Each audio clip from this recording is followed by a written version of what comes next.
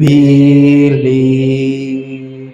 Jesus is here. My Jesus is here. And all things are possible. My Jesus is here. நாம் நின்றோனமாய் நம் கரங்களை பரிசுத்த வேதாகமத்தை எடுக்கலாம் சகோதரனே சகோதரி. வெளிப்படுத்தின விசேஷம் வெளிப்படுத்தின விசேஷத்திலிருந்து இன்றைய நாளுக்கு என்று 2 வேத பாகங்களை கூட வாசிக்கலாம். வெளிப்படுத்தின விசேஷம் 13ஆம் அதிகாரம் 8ஆம் வசனம், அதே போல 17ஆம் அதிகாரம் 8ஆம் வசனம், 2 பாகங்களை கூட வாசிக்கலாம். உலக தோற்றம் முதல் அடிக்கப்பட்ட ஆட்டுக்குட்டியினுடைய ஜீவ புஸ்தகத்தில் பேர் எழுதப்பட்டிராத பூமியின் குடிகள் யாவரும் அதை வணங்குவார்கள். 17:8 நீ கண்ட மிருகம் முன்னே இருந்தது, இப்பொழுது இல்லை, அது பாதாளத்திலிருந்து ஏறி வந்து நாசமடைய போகிறது.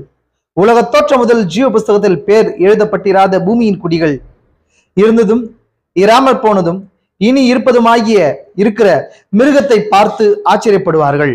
ஆமென். வாசிக்கப்பட்ட வேத பாகங்களோடு கூட கர்த்தர் ஆசீர்வாதத்தை கூட்டுவாராக. நாம் ஜெபம் செய்படி தலையில் தாழ்த்துவோம். கிருபை நிறைந்த எங்கள் பரலோக பிதாவே, இந்த ஆசீர்வதிக்கப்பட்ட இந்த சாயங்கால வேளையில அப்ப அந்த ஜீவனுக்குரிய அந்த பாகத்தை கூட நாங்கள் வாசித்திருக்கிறோம். அது எங்களுக்குரிய பாகமா இருக்கிறது. அந்த புஸ்தகத்துல நாங்கள் இருக்கிறோம் ராஜா. ஏனால் ஆட்டுக்குட்டிக்குள்ள நாங்கள் தெரிந்து கொள்ளப்பட்டோம். எங்களுக்காகவே அந்த ஆட்டுக்குட்டி உலக தோற்றத்துக்கு முன்னே அடிக்கப்பட்டது ராஜா. அதை நாங்கள் தொடும்படிக்கு இந்த நாளிலே தேடி வந்திருக்கிறோம். எங்களின் பாகத்தை நாங்கள் படித்து அந்த பாகத்தை கண்டு ராஜா, நீர் முதலாம் வருகையில எவ்விதமாய் கூறினீரோ இந்த வேத வாக்கியம் இன்றைய தினம் நிறைவேறிற்று என்று சொல்லி, அதே போல நாங்கள் வாசிக்கப்பட்ட வேத வாக்கியத்தின் நிறைவேறுதலா என்று நின்று கொண்டு ராஜா, அதன் வெளிப்பாடுகளை காண கிருபையுங்க. இந்த செய்தியினூடாய் நீர் எங்களோடு கூட பேசுங்க. எங்களுக்குரிய வேத பாகத்தை இதனால எங்களை நாங்கள் காணபடிக்கு எங்களை ஆவிக்குரிய கண்களை திறந்துருளுங்க. வெளிப்பாடுகளால் நிரப்புங்க. இந்த செய்தி கேட்கிற ஒவ்வொரு நபரையும் கூட ஆசீர்வதிங்க. இந்த செய்திக்கென்று இருக்கிற பிள்ளைகளை கண்ணோக்கி பார்த்து ராஜா, அப்ப வராத பிள்ளைகளை கண்ணோக்கி பாருங்க. இந்த பகுதிக்கு இருக்கிற பிள்ளைகளை கண்ணோக்கி பார்த்து பெரிய காரியங்கள் செய்யுங்க. ஆசீர்வதிங்க, பெரிய காரியங்கள் செய்யுங்க. இயேசு கிறிஸ்துவின் பரிசுத்த நாமத்திலே ஆமென். நம்ம அப்படியே உட்காரலாம்.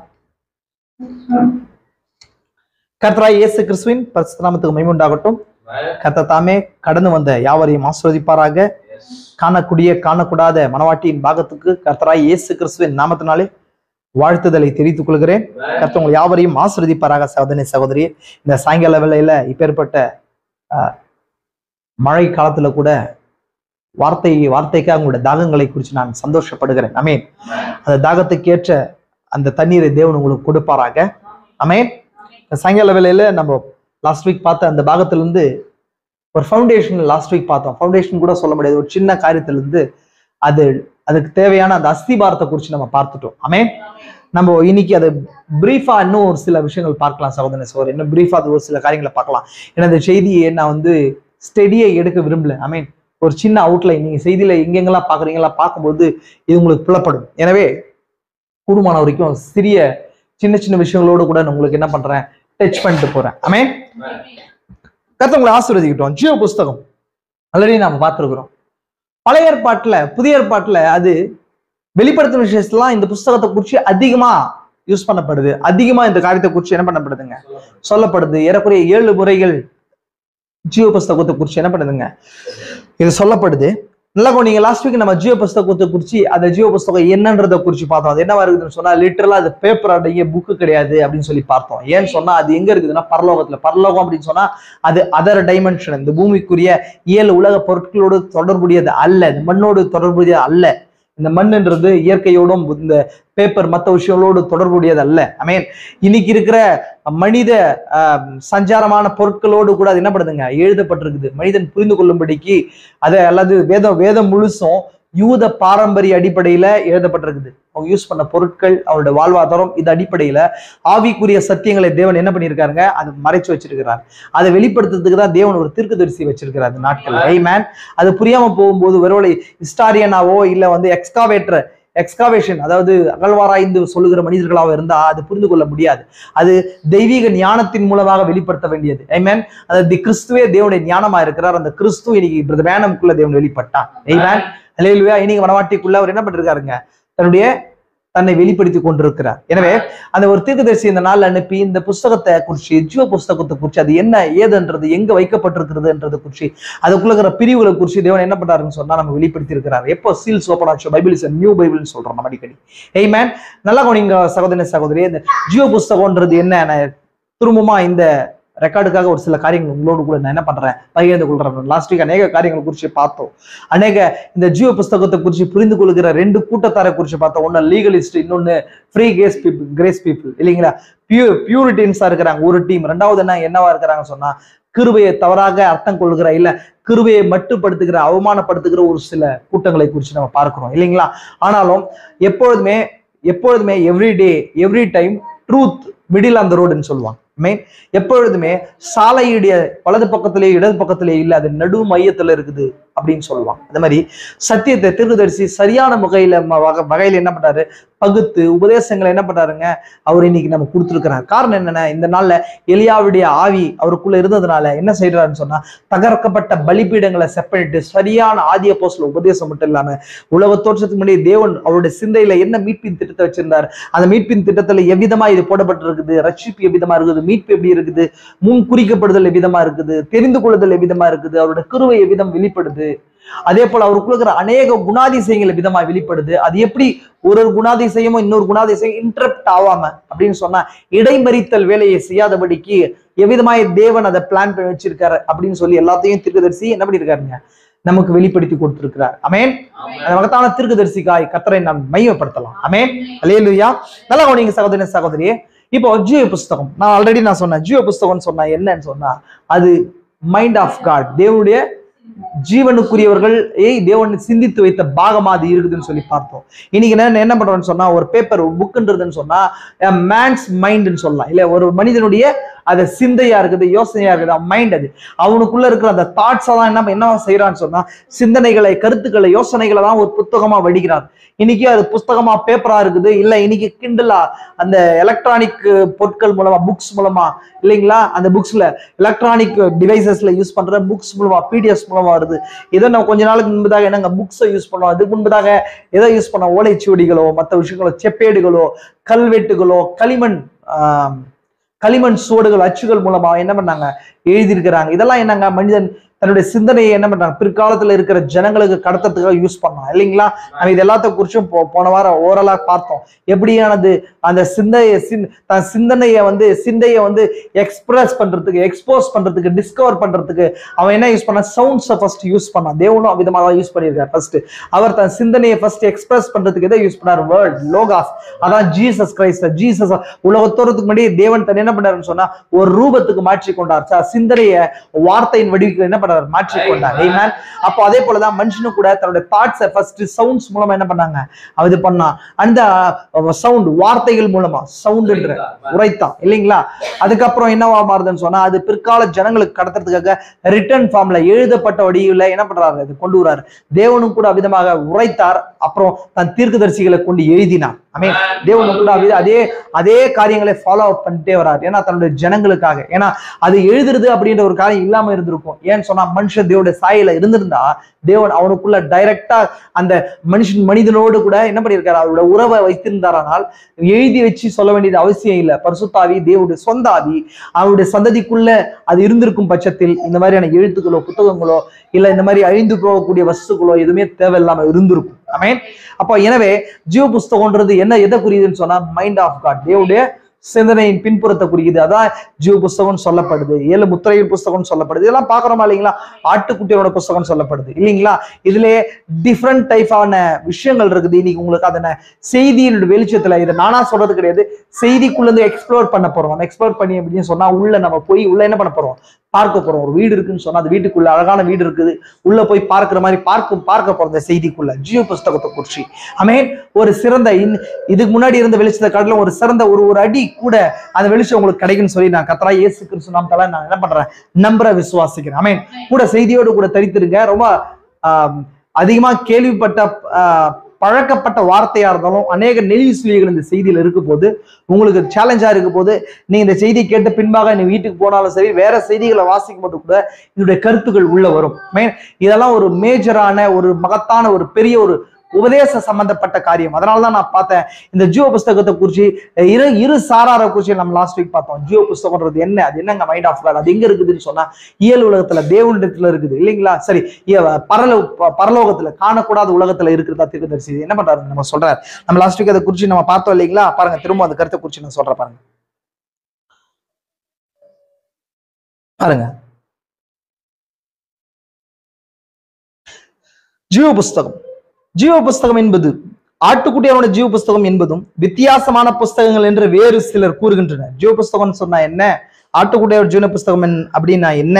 இதுக்கு முன்பதாக இன்னொரு காரியத்தை உங்களுக்கு சொல்லலாம். தேவனுடைய அந்த டைமென்ஷன்ல ரெக்கார்ட்ஸ் இருக்குதா அப்படின்னு சொன்னா இருக்குது. ரெக்கார்ட்ஸ் மீன்ஸ் புக்ஸ் இல்லைங்களா? ஒரு மனுஷனுடைய தாட்டை தான் என்ன பண்றோம், ரெக்கார்ட் பண்றோம். அது மெமரிஸா, குட் மெமரிஸ் ஆகும், பேட் மெமரிஸ் ஆகும், என்ன பண்றோம், நம்ம ரெக்கார்ட் பண்றோம் நம்ம சிந்தையில இல்லைங்களா? அது ரிட்டன் ஃபார்ம்ல எழுதுறோம் இல்லைங்களா? ஒரு சில கணக்கு வழக்குகளை என்ன பண்றாங்க, அக்கௌண்ட்ஸ் எழுதுறோம் இல்லைங்களா? அது அக்கௌண்ட்ஸ் மெயின்டைன் பண்றோம். அது இல்லாம ஏதாவது பொருட்களை குறிச்சோ இல்ல மற்ற ஞாபகங்களை குறிச்சு எழுதுறோம் இல்லைங்களா? இது மாதிரி தேவன் தன்னுடைய சன்னிதானத்துல அநேக விதமான ரெக்கார்ட்ஸை என்ன பண்றாரு, மெயின்டைன் பண்றாரு. எஸ், பைபிள் அதை என்ன பண்ணுங்க சொல்லுது. வெளிப்படுத்தும் விசேஷத்துல 20ஆம் அதிகாரத்துல பாக்குறோம் இல்லைங்களா? பார்த்தோமா இல்லைங்களா? நான் அதை வாசிக்கிறேன் பாருங்க, சின்ன லைன் வாசிக்கிறேன், உங்களுக்கு அது புரியும் நினைக்கிறேன். பாருங்க, மரித்தோராகிய சிறியோரையும் பெரியோரையும் தேவனுக்கு முன்பாக நிற்க கண்டேன். வெளிப்படுத்தல் 20:12. அப்பொழுது புஸ்தகங்கள் திறக்கப்பட்டன அப்படின்னு சொன்னா, புஸ்தகம் சொன்னா என்னன்னு சொன்ன நானு, தேவனுடைய சிந்தனையின் பின்புறம். அது தேவன் என்ன பண்றாரு, நியாய தீர்ப்பு நாள்ல அந்த புஸ்தகங்கள்னா பார்ட்டிஷியன்ஸை குறிக்குது. ஒரு புஸ்தகமும் ஒரு பகுதியை ஒரு காரியத்தை உள்ளடக்கின விஷயமா இருக்கும் இல்லைங்களா? புக்ஸை குறிச்சு அதுதானே இருக்குது. ஒரே புத்தகத்துல எல்லாமே இருக்க போறது கிடையாது இல்லைங்களா? ஆனாலும் அந்த எல்லா புத்தகத்தையும் ஒரே மனிதன் கூட வெவ்வேறு துறை சார்ந்த புத்தகங்களை எழுத முடியும் இல்லையா? துறைன்னு சொன்ன என்ன சொன்னாங்க, ஜோனர். ஒரு ஜோனர் தாண்டி என்ன ஒருத்தர் சயின்ஸ் எழுதுவாரு, ஒரு சிலர் என்னங்க சமூக சோசியல் சயின்ஸ் எழுதுவாரு, கெமிஸ்ட்ரி எழுதுவாரு, பிசிக்ஸ் எழுதுவாரு, பயாலஜி எழுதுவாரு. ஒருத்தர் ஏன்னா அவருக்குள்ள இருக்கிற தாட்டை வெவ்வேறு பகுதிகளா என்ன பண்ணுவாங்க, எழுதி வைப்பாங்க. அது மாதிரி தேவனும் கூட புஸ்தகங்கள் திறக்கப்படுதுன்னு சொன்னா ஜட்ஜ்மெண்ட் டே வரும்போது அது எல்லாமே வெளியரங்கமாகும் இல்லைங்களா? நமக்கு சாலமோன் சொன்ன மாதிரி நன்மையானாலும் தீமையானாலும் தேவன் நியாயத்துல கொண்டு வருவார். அவர் சொன்னது அந்த புஸ்தகத்தை குறிச்சுதான். தேவன் எப்படி நியாயத்துல கொண்டு வருவார், நன்மையானாலும் தீமையானாலும். அப்போ இது மாதிரி தேவன் ஒரு காரியத்துக்கும் என்ன பண்றாருங்க, ரெக்கார்ட்ஸை மெயின்டைன் பண்றவரா இருக்கிறார். தீர்க்கதரிசி கூட சொல்றார் அங்க தானியேல் புஸ்தகத்துல, பாவிகளை குறிச்சு புஸ்தகம் உண்டுன்ற, பாவிகள் செய்யற காரியங்களை குறிச்சு புஸ்தகம் உண்டுன்றார். அதே போல நாம் பேசுகிற ஒரு காரியத்தை குறிச்சு நீங்க ஜாக்கிரதையா இருங்க. அதை நியாய தீர்ப்பு நாள்ல என்ன பண்ணுங்க, போட்டு காண்பிக்கப்படும். அது ஆதாம் காலத்திலே இருந்துச்சு. எதுங்க, டெலிவிஷனை குறிச்சு. டெலிவிஷன் சொன்னா என்னங்க, எங்கேயோ இருக்கிற காரியத்தை எடுத்து என்ன பண்றாங்க, இது ஸ்டோர் பண்ணி இதை எடுத்து காண்பிக்கிறது. அது மாதிரி தேவன் இங்க இருக்கிற எல்லா விஷயங்களும் என்னங்க ஸ்டோர் ஆயிட்டு இருக்குது இல்லைங்களா? தேவனுடைய புக்ல ஸ்டோர் ஆயிட்டு இருக்குது. அது நியாய தீர்ப்புனால போட்டு காண்பிக்கப்படும். அது மாதிரி ரெக்கார்டட் புக்ஸ் இருக்குது. அதே போல கிரியைகளை சார்ந்த காரியங்களும் இருக்குது. ஆமென். அதே போல முன்குறித்தலை குறிச்சு கூறுற இல்ல ஜீவனுக்கு முன்குறிக்கப்பட்டவர்களை குறிச்சு தான புஸ்தகமும் இருக்கு. ஆமென். இது மாதிரி கேட்டகரைஸ் பண்ணப்படுது. நான் அந்த காரியங்களை குறிச்சு நான் போகல, பட் ஜீவ புஸ்தகத்தை குறிச்சு மட்டும் பார்க்கறதுக்காக நான் புஸ்தகங்கள் அப்படின்றதுக்காக நான் அந்த காரியங்கள்லாம் உங்களுக்கு சொல்றேன். ஆமென். விளங்குதுங்களா உங்களுக்கு? இதெல்லாம் கொஞ்சம் ஸ்டடி மாதிரி இருக்கும், நல்லா கூர்ந்து கவனிங்க, நீங்க சோர்ந்துடாதீங்க. ஆமென். அப்பொழுது புஸ்தகங்கள் திறக்கப்பட்டன, ஜீவ புஸ்தகம் என்னும் வேறொரு புஸ்தகம் திறக்கப்பட்டது. அப்பொழுது அந்த புஸ்தகங்களில் எழுதப்பட்டகளின்படியே மரித்தோர் தங்கள் கிரியைகளுக்கு தக்கதாக நியாய தீர்ப்பு அடைந்தார்கள். ஆமென். அப்ப அதுல நியாய தீர்ப்புல 2 வகையா இருக்குது. அது பொதுவான உயிர்த்தெழுதல்ல வர்ற நியாய தீர்ப்பு, அதை குறிச்சு நம்ம பார்க்க போறோம். அதுல ஜீவனுக்கென்று இருக்கிற ஜனங்களாவும் அதே போல மரணத்துக்கென்று நியமிக்கப்பட்ட ஜனங்களாவும் இருக்கிறாங்க 2 பேரும். அதுதான் அந்த புஸ்தகங்களில் எழுதப்பட்டவைகளின்படியே ஜீவ புஸ்தகம் ஓபன் ஆகுது, மற்ற பாவிகளை குறிச்சு சொல்ற புஸ்தகம் ஓபன் ஆகுது, தீர்க்கதரிசி சொல்ற ஸ்டேட்மெண்ட் படி. அப்ப கிரியைகள் பலன் அளிக்கிறதுக்கு இதோ என்னோட பலன் என்னோட கூட வருகிறதுன்னு சொல்றாரு. அப்போ அதை குறிச்சு ரெக்கார்ட் அடங்கி அந்த பாகமும் என்ன ஆகுதுங்க, இதெல்லாம் இது எல்லாமே இயல் உலகத்தை சார்ந்ததா இருந்தாலும் இது எல்லாத்துடைய மூளை எதுன்னு சொன்னா ஜீவ புஸ்தகமா இருக்குது. ஆமென். புரிஞ்சுங்களா உங்களுக்கு? எனவே இந்த ஜீவ புஸ்தகத்தை குறிச்சு நான் உங்களுக்கு சொல்லிட்டேன். அது என்னன்னு சொன்னேன், என்னங்க, லிட்டரலா இந்த பேப்பர் அடிங்க புஸ்தகம் கிடையாது, மைண்ட் ஆஃப் காட். தேவனுடைய சிந்தையின் பின்புறத்துல ஜீவனுக்கு என்று அவருடைய உலகத்தோடு முன்னாடியே குறிக்கப்பட்ட பாகங்கள் அது. ஆமென். ஆல்ரெடி சொன்னேன், ஜீவ புஸ்தகத்தை குறிச்சு இன்னைக்கும் அநேகருடைய தாட் என்னன்னு சொன்னா, தேவன் ஒரு மனுஷன் ஞானஸ்தானம் பெறும்போது அன்று தேவன் அவன் பேரை வந்து ஜீவ புஸ்தகத்தில் எழுதுறாருன்னு சொல்லி புரிஞ்சு கொள்றாங்க. அந்த மாதிரி ஒரு வசனம் கூட வேதத்துல இல்லைன்றார் தீர்க்கதரிசி. ஜீவ புஸ்தகத்துல பேர் எழுதப்படுறதுன்னு சொல்லி பைபிள் ஃபுல்லா சொல்லுது. அது உலக தோற்றத்துக்கு முன்பாகவே எழுதப்பட்டிருக்குது. ஏன்னா தேவனுடைய அடாதி ஞானம், அனந்த ஞானம் இல்லைங்களா? தேவன் என்னங்க? Infinite God. அவரு என்ன எப்படிங்க? முடிவற்ற தேவன், தொடக்கம் முடிவும் இல்லாதவர், காலத்துக்கு பின்பதாக சர்வ வியாபியின் வல்லமையை கொண்டு ஒரு காலத்துக்கு பின்பதாக இருக்கிற எல்லா காரியங்களையும் என்ன தேவன் என்ன அறிஞ்சிருக்கிறார்? முன் அறிந்தவராக இருக்கிறார் இல்லைங்களா? அப்ப தேவன் என்ன பண்ணியிருக்காருன்னு சொன்னா, அவர்கள் எல்லாம் அந்த ஜீவ புஸ்தகத்துல யார் ரட்சிக்கப்பட போறாங்க, என்ன ஆக போறாங்கன்றது எல்லா காரியத்தையும் தேவன் என்ன பண்ணியிருக்காருங்க? அவருடைய பெயர்கள் அடங்கிய குறிப்பு புஸ்தகம் இருக்குது. ஆமென். விசுவாசிக்கிறீங்களா? நல்லா கவனிங்க. இப்போ அந்த மாதிரியான விஷயங்கள் இருக்குது.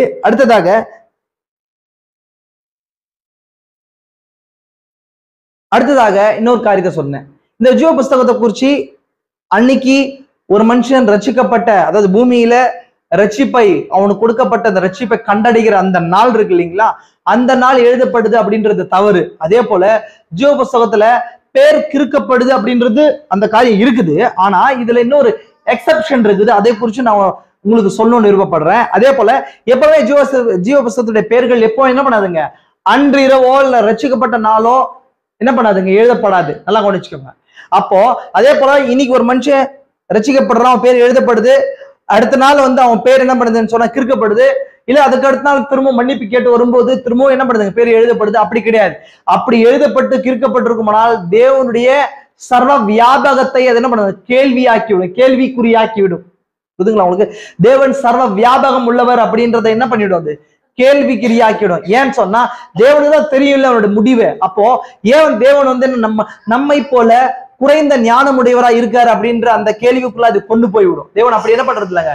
அப்படி பண்றது கிடையாது. அவரு உலகத்தோன்றதுக்கு முன்னாடியே அவருடைய பெயர்கள் எழுதப்பட்டதுமா இருக்குது. கிறுக்கப்படுதல் எங்க நடக்குதுன்றத குறிச்சு நான் சொல்றேன். அது பிரசன்ட்ல நடக்குது.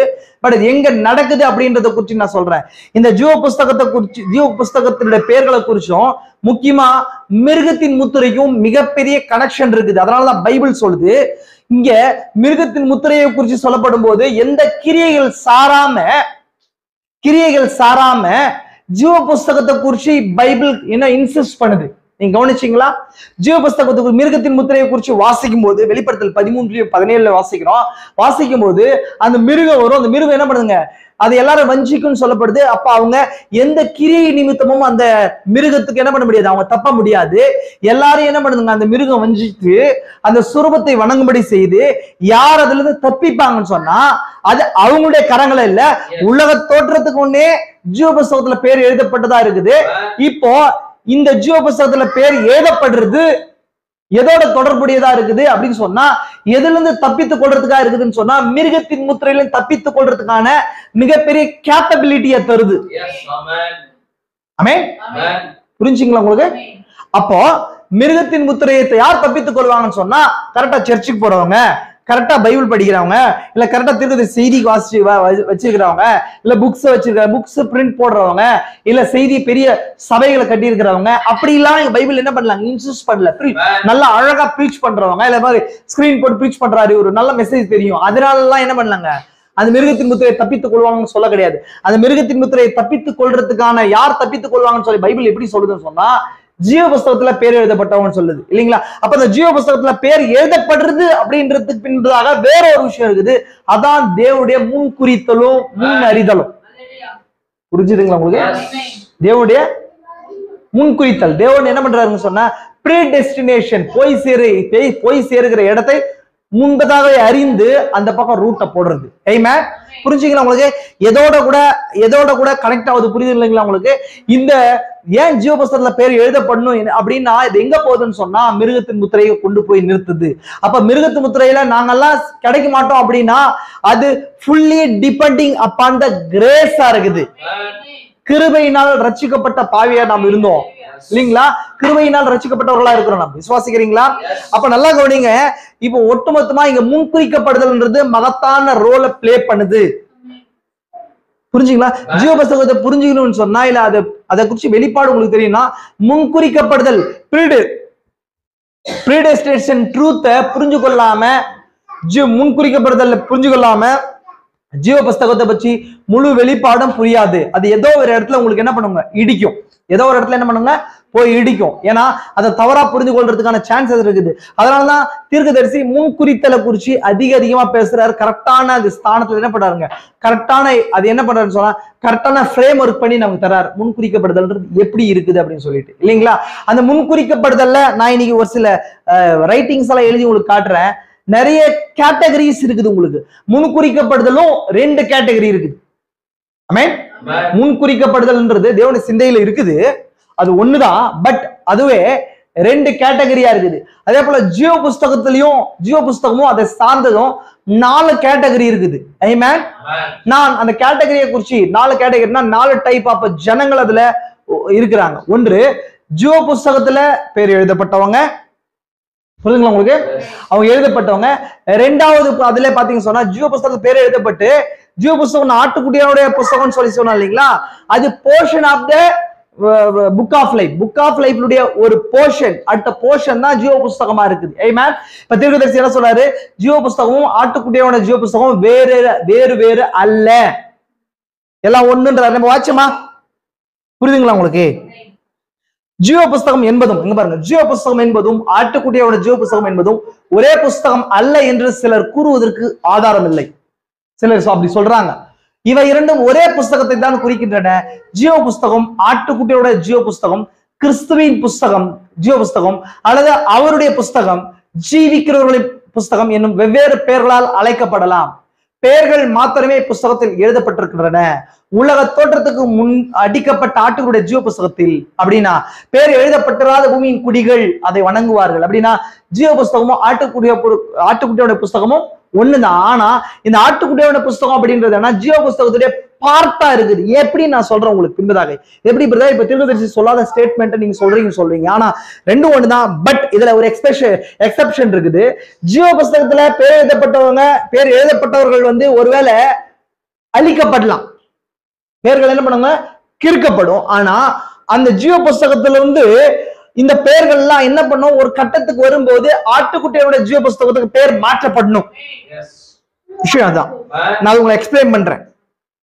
இப்ப ஜீவ புஸ்தகத்துல மட்டும் அந்த பெயர்கள் இருந்துச்சுன்னு சொன்னா அது என்ன இல்லைன்னு சொன்னா அது கிறுக்கப்படலாம், இருக்கலாம். அப்படின்னு சொன்னா அது என்னங்க, மதில் மேல் புண்ணையாக நிற்கும். Do or die. ஒருவேளை நிக்கலாம், நிக்காம போலாம். ஆனா ஆட்டுக்குட்டியோட ஜீவ புஸ்தகத்துல பேர் எழுதப்பட்டது, அது கிறுக்கவே படாது. அதனாலதான் மிருகத்தின் முத்திரைக்கு வரும்போது ஜீவ புஸ்தகம் சொல்லி வசனம் சொல்ல, ஆட்டுக்குட்டியோட ஜீவ புஸ்தகம் சொல்லி வசனம் சொல்லுது. ஆமென். புரிஞ்சுங்களா உங்களுக்கு. இப்போ இந்த ஜீவ புஸ்தகம்னா என்ன, ஆட்டுக்குட்டியோட ஜீவ புஸ்தகம் சொன்னா என்ன அப்படின்னு சொன்னா, தேவன் ஜீவனை கொடுக்கிறவர். தேவன் எல்லாத்துக்கும் என்ன பண்றாருங்க, ஜீவனை கொடுக்கிறவர். அந்த ஜீவனை கொடுத்திருக்கிறாரு. இப்போ யாரெல்லாம் தேவனால் சிருஷ்டிக்கப்பட்டு கொண்டு வரப்பட்டாங்களோ, நான் கேட்டகரிக்கு முன்னாடி நான் சொல்றேன் உங்களுக்கு. இப்ப எல்லாருடைய பேர்களும் ஜீவ புஸ்தகத்துல ஜீவனுக்கென்று, நித்திய ஜீவனுக்கென்று தேவனால முன்குறிக்கப்பட்ட ஆல்ரெடி சொன்னேன். இதை நீங்க முன்குறித்தலுடைய விதியை நீங்கள் விசுவாசிச்சாதான் இந்த ஜீவ புஸ்தகத்தை விலகி கொள்ள முடியும். எஸ்பெஷலி நம்ம செய்தியில இருக்கிறவங்களுக்கு. அப்ப முன்குறித்தல் விதியின்படி ஜீவனுக்கு முன்குறிக்கப்பட்டவர்கள் எல்லாமே இதுல இருப்பாங்க, ஜீவ புஸ்தகத்துல இருப்பாங்க. அப்படின்னா நித்திய ஜீவனுக்கு, இந்த பூமியில வர்றதுக்காக சொல்லப்படல, நித்திய ஜீவனுக்கு முன்குறிக்கப்பட்டவர்கள் எல்லாமே ஜீவ புஸ்தகத்துல இருப்பாங்க. புரிஞ்சுங்களா உங்களுக்கு. எப்போ ஆதாம் முதல் இப்ப பாவம் வந்த பின்னாடி இந்த முன்குறிக்கப்பட்டவர்கள், ஜீவனுக்கு முன்குறிக்கப்பட்டவர்கள் எல்லாம் என்ன வந்துச்சுன்னு சொன்னா, பாவம் இன்டரப்ட் ஆச்சு இல்லையா, ஜீவன் போச்சு இல்லையா. இப்ப அவங்க எல்லாம் நித்திய ஜீவனை பெறணும்னு சொன்னா என்ன, அவங்க பாவ பரிகாரம் வரணும். அப்ப அந்த ஜீவனை பெற்றவர்கள் எல்லாம் மரணத்துக்குள்ள போக வேண்டியதா இப்போ ஆயிடுச்சு. அப்ப அந்த நேரத்துல அவங்களுக்கு மீண்டும் ஜீவனுக்கு கொண்டு வரதுதான் ஒரு ஆட்டுக்குட்டி கிராஸ் ஆகுது. இப்ப இந்த ஆட்டுக்குட்டி கிராஸ் ஆகும்போது அந்த ஆட்டுக்குட்டியின் ரத்தத்தின் கீழே யாரெல்லாம் வர்றாங்களோ, ஆட்டுக்குட்டியின் ரத்தத்தினால கழுவப்படுறாங்களோ, அவங்க எல்லாமே இந்த ஜீவ புஸ்தகத்துல இருந்து ஆட்டுக்குட்டிய ஜீவ புஸ்தகத்துக்கு டிரான்ஸ்பர் ஆகுது. அப்படின்னு சொன்னா உங்களுக்கு புரிந்து கொள்ளும்படி சொல்லும் போது சொன்னா, ஜீவ புஸ்தகம்ன்றது பழைய ஏற்பாடு, ஆட்டுக்குட்டிய ஜீவ புஸ்தகம்ன்றது புதிய ஏற்பாடு. புரிஞ்சா உங்களுக்கு. அப்போ பழைய ஏற்பாட்டுல ஜீவ புஸ்தகத்துல இருக்கிற ஜனங்கள் இருக்கிறாங்களா? இருக்கிறாங்க. யார் ஆட்டுக்குட்டி, இதுதான் ஜீவ புஸ்தகம். இன்னும் உங்களுக்கு சொல்லணும், ஆமென். இதுதான் என்ன இருக்குது, ஜீவ புஸ்தகமா இருக்குது இது ஃபுல்லா. ஆனா ஆட்டுக்குட்டிய ஜீவ புஸ்தகம்ன்றது இது பின்னதாக இருக்கிற கடைசி பாகம். இல்லீங்களா? எப்படி பாஸ் ஆகுதுன்னு சொன்னா ஜீவன் இப்படியே பாஸ் ஆயிட்டு வருது. ஸ்டார்டிங் வரும்போது அங்க என்ன பாவத்தினால மரணம் வந்துச்சு. அதுக்காக ஒரு ஆட்டுக்குட்டி அடிக்கப்படணும் அப்படின்னு சொல்லி என்ன பண்ணுச்சுன்னு சொன்னா அதுக்கான பரிகாரம் கொடுக்கப்பட்டுச்சு. ஆனா இதெல்லாம் தேவன் முன்னறிந்து முன்பதாகவே இந்த ஆட்டு அடிக்கப்பட்டு அந்த ரத்தம் யாருக்கெல்லாம் பரிகாரத்தை உண்டு பண்ணுதோ அவருடைய பெயர்கள் அப்பே எழுதப்பட்டுச்சு. அப்போ அது லிட்டரலா நடக்கும்போது பூமியில 2000 வருடங்களுக்கு முன்பதாக அந்த ஆட்டுக்குட்டி அந்த ஆட்டுக்குட்டியின் ரத்தத்தை விசுவாசிக்கிறவர்கள் எல்லாமே யார் விசுவாசிக்கிறாங்களோ அவங்க எல்லாம் அந்த புஸ்தகத்துல முன்பதாக எழுதப்பட்டவங்களா இருந்தாங்க. அப்ப பழைய ஏற்பாட்டுல இருக்கிறவங்க ஜீவ புஸ்தகத்துல ஆட்டுக்குட்டிய ஜீவ புஸ்தகத்துல இல்லையா அப்படின்னா இருக்கிறாங்க. எப்படி இருக்கிறாங்கன்னா பழைய இயேசு கிறிஸ்து வர வரைக்கும் ஜீவ புஸ்தகத்தின் பேர்ல இருந்தாங்க. அவங்க ஜீவனுக்கு நியமிக்கப்பட்டாங்க. அதனாலதான் அவங்க ஒரு தீர்க்கதரிசி செய்தியின் மூலமாக அந்தந்த கால செய்தியின்படி வந்தாங்க. எப்போ அவங்க அவங்களுக்கு கொடுக்கப்பட்ட சத்திய செய்தி எல்லாம் என்னவா இருக்குன்னு சொன்னா அந்த ஆட்டுக்குட்டியே ஷேடோ பண்றதாவே இருந்துச்சு. அவங்க பழைய ஏற்பாட்டுல பஸ்கா ஆட்டுக்குட்டி எடுத்தாங்களே அந்த ஆட்டுக்குட்டி அந்த ரியாலிட்டி யாரு? ஜீசஸ். இப்போ அந்த ஆட்டுக்குட்டியை விசுவாசி யாரெல்லாம் கைய வச்சு உண்மையை ஒப்பு கொடுத்தாங்களோ அவங்க எல்லாம் ஜீவ புஸ்தகத்துல இருந்து இயேசு கிறிஸ்து மரிச்சு எழும்போது அவங்க ஆட்டுக்குட்டிய ஜீவ புஸ்தகத்துக்குள்ள வராங்க. புரிஞ்சுங்களா உங்களுக்கு? நான் இதெல்லாம் எங்கிருந்து என்னுடைய சுய கருத்து சொல்ல கிடையாது, தீர்க்கதரிசியுடைய செய்தியில் நான் சொல்றேன். புரிஞ்சுங்களா உங்களுக்கு? விலங்குபடி சொல்லிட்டு இருக்கிறேன் பாருங்க. இப்ப அதுதான் விஷயம். ஆனா இங்க இன்னொரு விஷயம், ஜீவ புஸ்தகத்தை குறிச்சு தீர்க்கதரிசி இன்னும் ஒரு சில விஷயங்கள் சொல்றாரு. நான் வாசிக்கிறேன் பாருங்க. முக்கியமா ஆல்ரெடி இதுக்கு முன்பதாக ஒரு விஷயத்த டாபிக் என்ன விட்டுட்டு கிராஸ் பண்ணிட்டேன், அது மட்டும் சொல்றேன். ஜீவ புஸ்தகத்துல கேட்டகரிஸை குறிச்சு சொன்னேன். ஒண்ணு, ஜீவ புஸ்தகத்துல பேர் எழுதப்பட்டவங்க இல்லைங்களா? அது பேர் எழுதப்பட்டு அதுல பேர் கிறுக்கி போடப்படுறவங்க. ஜீவ புஸ்தகத்துல பேர் எழுதப்பட்டு கிறுக்கி போடப்படுறவங்க. ரெண்டாவது, ஜீவ புஸ்தகத்துல இருந்து ஆட்டுக்குட்டியோட ஜீவ புஸ்தகத்துக்கு பேர் டிரான்ஸ்பர் பண்ணப்படுறவங்க. புரியுதுங்களா உங்களுக்கு? பேர் டிரான்ஸ்பர் பண்ணப்படுறவங்க ரெண்டாவது கேட்டகரி. மூன்றாவது, ஜீவ புஸ்தகத்துல பேரே இல்லாதவங்க. நான்காவது, ஜீவ புஸ்தகத்துல பேர் இருக்கிறவங்க, அப்படியே கண்டிப்பா இருக்கிறவங்க. புரிஞ்சா உங்களுக்கு? வெறும் ஜீவ புஸ்தகத்தை மட்டும் ஜீவனுக்கு நியமிக்கப்பட்டவர்களா மட்டும் இருக்கிறவங்க 4 கேட்டகரி. நான் திரும்ப சொல்றேன் உங்களுக்கு, தீர்க்கதரிசி செய்தியில் தான் சொல்றாங்க. ஜீவ புஸ்தகத்துல பேர் இருந்து கிறுக்கப்பட்டவங்க. ரெண்டாவது, ஜீவ புஸ்தகத்துல பேரே இல்லாதவங்க. மூன்றாவது, ஜீவ புஸ்தகத்துல இருந்து ஆட்டுக்குட ஜீவ புஸ்தகத்துக்கு பேர் டிரான்ஸ்பர் பண்ணவங்க. நான்காவது, ஜீவ புஸ்தகத்துல பேர் அதுல இருந்து ரட்சிப்புக்குள்ள வர்றவங்க. அப்படின்னா ஆட்டுக்குட்டியின் ரத்தம் இயேசு கிறிஸ்து இல்லாம உள்ள வர்ற ஆட்கள். மேபி இந்த உலகத்துல எத்தனையோ ஆயிரக்கணக்கான கோடிக்கான பில்லியன் ஜனங்க, ட்ரில்லியன் ஜனம் வந்திருப்பாங்க. ஒரு காலத்துல இயேசு கிறிஸ்துவ பத்தி தெரியாம வந்திருப்பாங்க இல்லையா?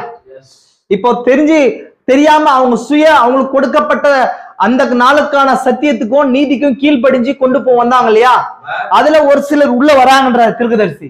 அப்ப அவங்களுக்கு யார் தெரியாது? இயேசு கிறிஸ்து தெரியாது இல்லையா? அப்ப அவங்க எல்லாமே கூட உள்ள வராங்கன்றார். ஏன்னா இது ஒருவேளை இப்படி சொல்லும் போது நீங்க ஆன்லைன்ல கேட்கிற நபர்களா இருந்தா என்னோட சுய கருத்து நினைப்பீங்கன்னா தீர்க்கதரிசி செய்தியே அதுல இருந்து என்ன வாட்சி காட்டிடுறேன் பாருங்க.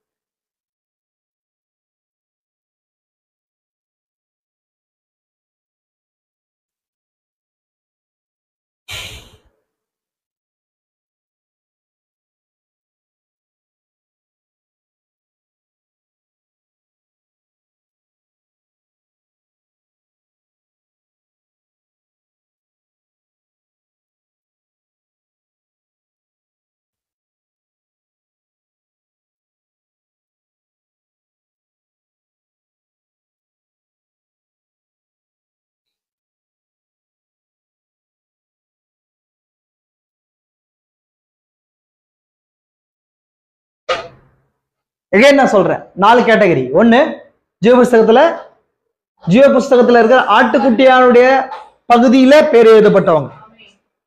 வெளிப்படுத்தல் 13:8 படியும், ரெவலேஷன் வெளிப்படுத்தல் 17:8 படியும் ஜீவ புஸ்தகத்துல ஆட்டுக்குட்டியோட ஜீவ புஸ்தகத்துல பேர் எழுதப்பட்டவங்க. ஆமே. இந்த ஜீவ புஸ்தகம்ன்றத நான் சொல்லியாச்சு. இந்த ஆட்டுக்குட்டிய ஜீவ புஸ்தகம்ன்றது ஜீவ புஸ்தகத்துடைய பகுதியா இருக்குது. ஆமே. அப்புறம் ஜீவ புஸ்தகத்துல இருந்து மட்டும் பேர் இருக்கிறவங்க. மூன்றாவது, ஜீவ புஸ்தகத்திலிருந்து ஆட்டுக்குட்டியோட ஜீவ புஸ்தகத்துக்கு என்ன பண்ணாங்க? மாற்றப்படாம பேர் கிறுக்கப்படப்படுறவங்க, பேர் கிறுக்கப்படுற ஜனங்க. அதுக்கப்புறம் ஜீவ புஸ்தகத்துல பேரே இல்லாதவங்க. புரியுதுங்களா உங்களுக்கு? இப்போ அது மட்டும் இல்லாம இன்னும் 2 கேட்டகரி முன்குறிக்கிறதுல சொன்னேன். 2 வகையான முன்குறித்தல்கள் இருக்குது இல்லைங்களா? ஒன்று ஜீவனுக்கு என்று குறிக்கப்பட்டவங்க, இன்னொன்னு மரணத்துக்கு என்று குறிக்கப்பட்டவங்க. 2 கேட்டகரி இருக்குது. முன்குறிக்கப்படுதல்ல 2 விஷயம் இருக்குது.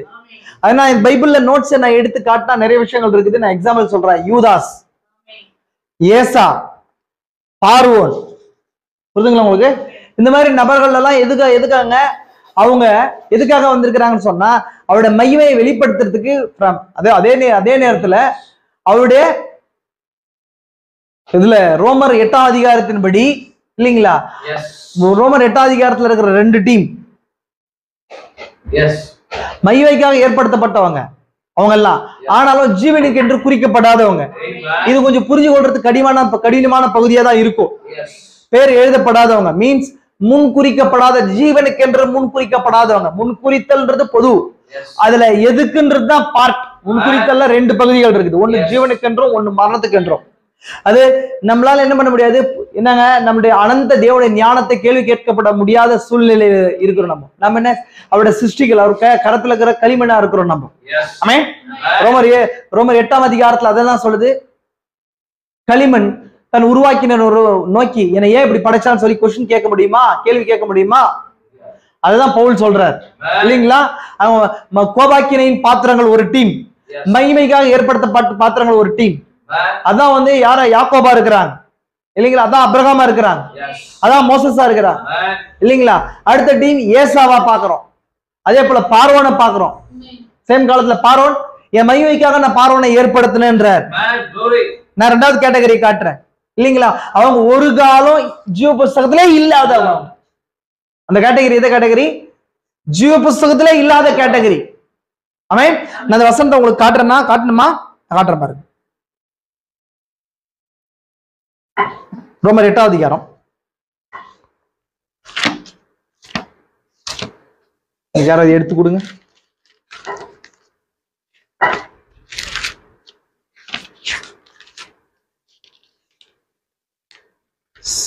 சரி, 9ஆம் அதிகாரம்.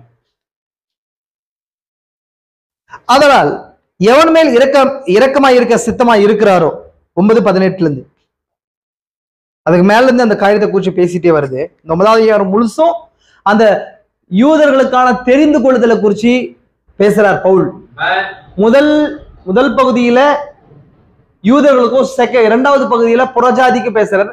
அந்த புறஜாதி கிட்ட என்ன சொல்றாருன்னா, யூதர்களுடைய தெரிந்து கொள்ளல், தேவன் யூதர்களுக்கு தெரிந்து கொள்ளுதலின் விதியின்படி அவளை கொண்டு வருகிறார் அப்படின்றார். அந்த தெரிந்து கொள்ளுதல் லா ப்ரீடெஸ்டினேஷன்.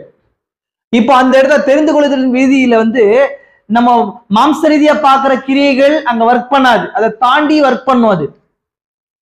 அதை தாண்டி ஏதோ ஒரு நேரத்துல உள்ள வந்துருவாங்க. ஆனா தேவன் நீதியின்படி தான் கிரியை செய்யறார். அவங்க அந்த நீதியை செஞ்சிருவாங்க அந்த நேரத்துல. ஃபார் எக்ஸாம்பிள் கடைசி ஒரு சில மணித்துளிகள்ல ரட்சிப்பை பெற்றுக்கொண்ட அந்த நல்ல கல்லனை போல, மைக்கேல் அந்த பேர், அவரை போல. புரிஞ்சா உங்களுக்கு? அதனால புரிந்து கொள்ள முடியாது. அது தேவனுடைய அனந்த ஞானம், காட் சாவஜினிட்டி, அது சுயாதிபத்தியம். நான் ஆல்ரெடி சொன்னேன் போன வாரம் எப்படி அர்மேனியன்ஸ் அந்த முன்குறித்தல் எப்படி சொல்றாங்க அப்படின்னு சொன்னா நம்ம பார்த்தோம். தேவனுடைய சித்தம் அவருடைய சுயாதிபத்தியம் என்ன பண்ணாங்க, நம்மளுடைய சுயாதிபத்தியத்தின்படி செயல்படுகிறது அல்ல அப்படின்றாங்க. அவருடைய சித்தம் நம்மளுடைய கிரியையின்படி தான் செயல்படுதுன்றாங்க. அப்படி கிடையாது. தேவன் நம்மளுடைய சிருஷ்டிப்போட பெரியவர். அவர் எதை வேணாலும் செய்யறதுக்குன்னா அங்க இருக்குது, உரிமை இருக்குது. நாம இன்னைக்கு நீதியா புரிஞ்சு கொள்றதெல்லாம் தேவனுடைய கண் பார்வையில நீதி அல்ல, அது வேற. அவருடைய நீதியின் அளவுகோல வேற. நம்ம வெளிப்படுத்தப்பட்டிருக்கிற அளவை குறிச்சுதான், அளவை வச்சுதான் நம்ம சொல்றோம் இது நீதி, இது நீதி இல்லைன்னு சொல்லிட்டு. தேவன் ஒருவேளை முழுசா கொலையே பண்ணிட்டு இருக்கிற நபரையை கூட என்ன பண்ணலாம், கொண்டு வரலாம். அது நமக்கு தெரியாது. ஆமென். புரிஞ்சுங்களா உங்களுக்கு? எனவே தேவனுடைய அனாதி தீர்மானத்தின்படி என்ன பண்ண முடியாது, தீர்மானத்தை நம்ம என்ன பண்ண முடியாது, கேள்விக்குள்ள உட்படுத்த முடியாது. நான் பைபிள்ல அந்த காரியத்தை காட்டுறேன். நான் எதுக்கு இவங்களுக்கு பவுல் இதை சொல்றான்னு சொன்னா, 8ஆம் அதிகாரத்துல இருந்து முதல் 7 அதிகாரத்துல ரோமர் புத்தகத்துல ரோம் சபையில இருக்கிற 2 கூட்டம், யூத சபை, புறஜாதி சபை. 2 சபைகள் என்ன, 2 யூத கூட்டம் புறஜாதி கூட்டம் என்ன ஆகுதுங்க, 2 கூட்டமும் ஃபைட் பண்றாங்க. நாங்க பெரியவங்க நீங்க பெரியவங்கன்னு சொல்லி என்ன பண்றாங்க, பின் வந்த புரஜாதிகள் யூதர்களை பார்த்து என்ன பண்றாங்க, இயேசு கிறிஸ்துவை ஏற்றுக்கொள்ளாதவங்க நீங்க அப்படின்னு சொல்லி அவங்கள என்ன பண்றாங்க, அட்டாக் பண்றாங்க. அதே போல யூதர்களும் நாங்க முன்குறிக்கப்பட்டோம் அபிரகாமுடைய சந்ததின்னு சொல்லி அதை குறிச்சு மேன்மை பாராட்டுறாங்க. இதுக்காக பவுல் பரிசுத்தாவினர் பவுல் மூலமா முதல்ல யூதர்களுக்கு எழுதுறாரு, சீனியர்ஸான யூதர்களுக்கு எழுதுறாரு. யார் தேவனுடைய தெரிந்து கொள்ளுதல் விதி எப்படி கிரியை செய்யும்ன்றதை காட்டுறாரு. தேவன் என்ன பண்றாரு சொன்னா, விசுவாசத்தினால ரட்சிப்பை கொண்டு நாங்க விசுவாசத்தினால ரட்சிக்கப்பட்டாங்க அவங்க.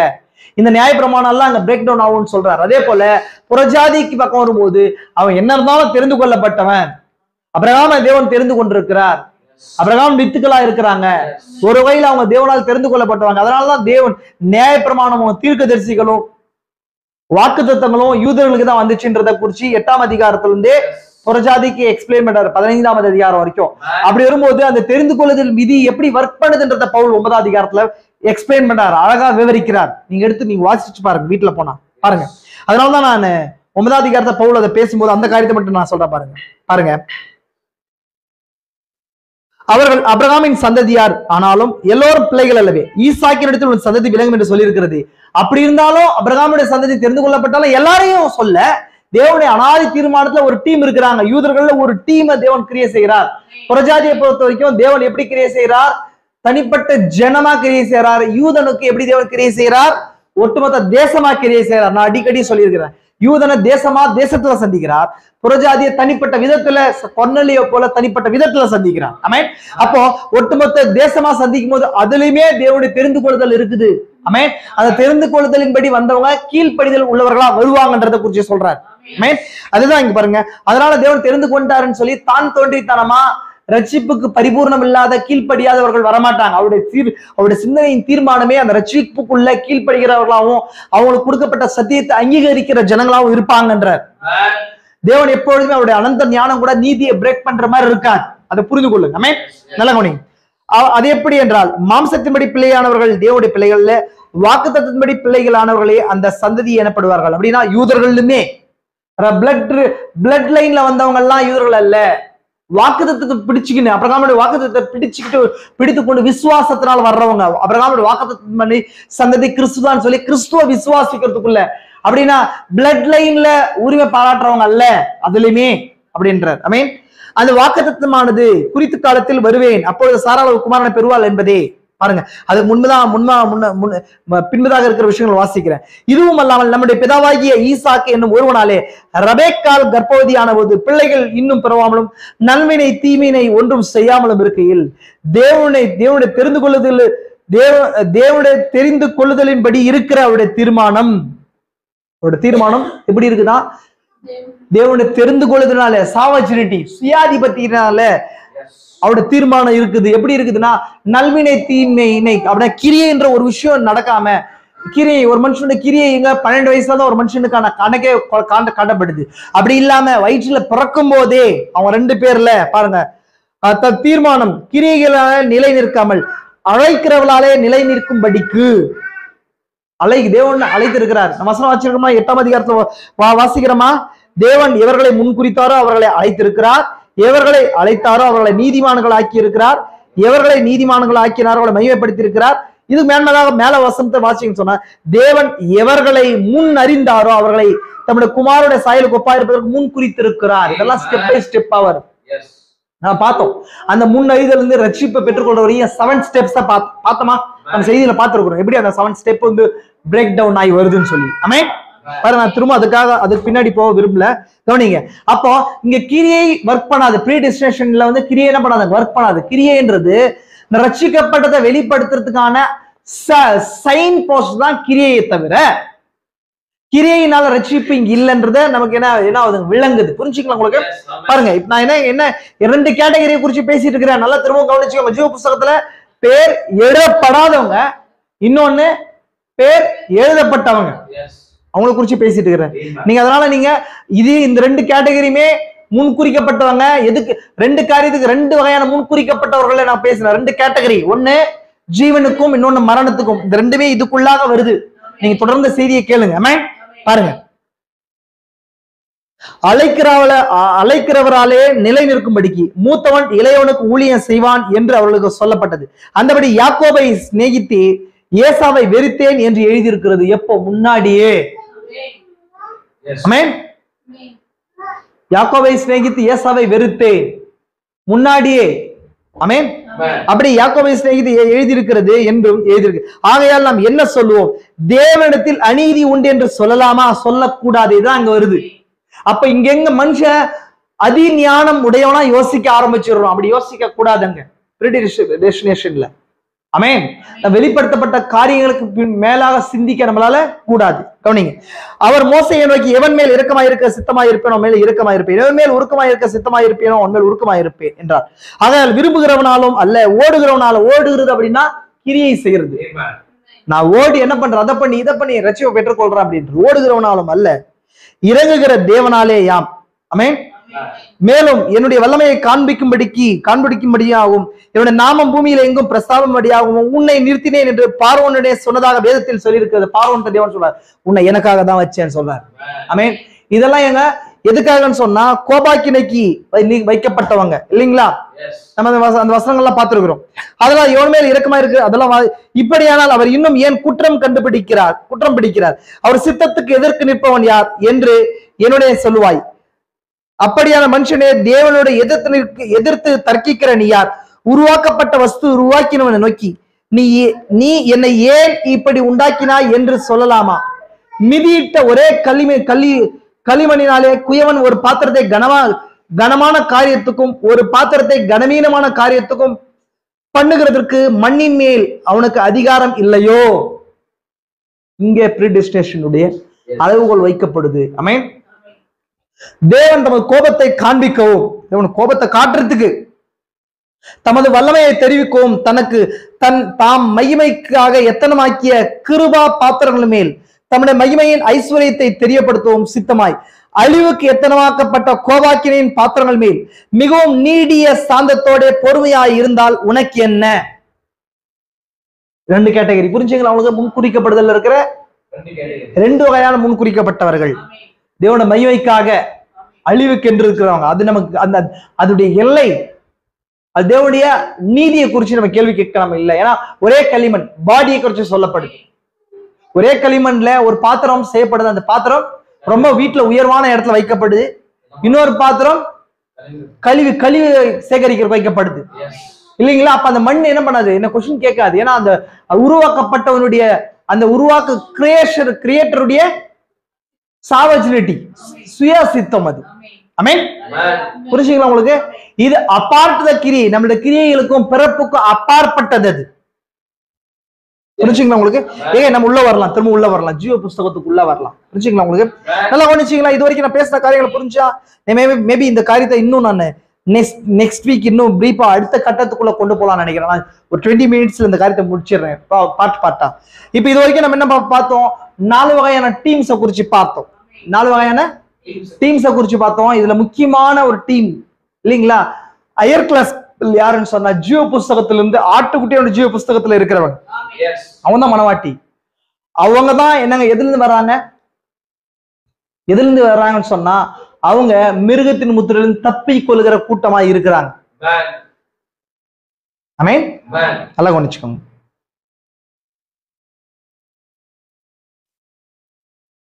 இப்ப ஜீவ புஸ்தகத்துல பேர்கள் எப்ப எழுதப்பட்டுச்சு ஆல்ரெடி நான் பார்த்துட்டேன். அதை குறிச்சு மட்டும் வாசிக்கிற பாருங்க. இவைகள் அனைத்தும் உலக தோற்றத்துக்கு முன் எழுதப்பட்டன என்பதை இன்னும் சிறிது நேரத்தில் காண்பிப்போம். வெளிப்படுத்தல் 13:8, வெளிப்படுத்தல் 17:8.